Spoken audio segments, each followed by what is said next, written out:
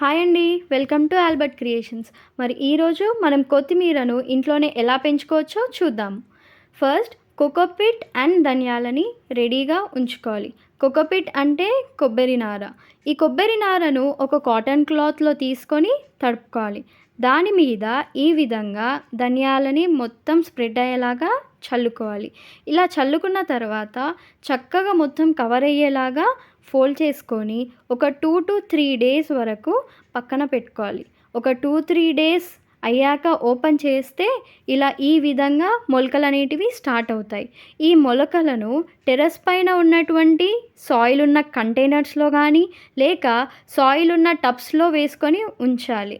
ఒక 20-25 డేస్ మధ్యలో ఈ విధంగా కొత్తిమీర మనం వేసుకొని ఉంచిన కంటైనర్స్‌లో పెరిగిపోతుంది. సో, 25 డేస్‌లో ఏ మందులు లేదా కెమికల్స్ యాడ్ చేయకుండా ఆర్గానిక్ కొత్తిమీరని ఇంట్లోనే పెంచుకొని అవసరమైనప్పుడు వంటలలో వాడుకోవచ్చు.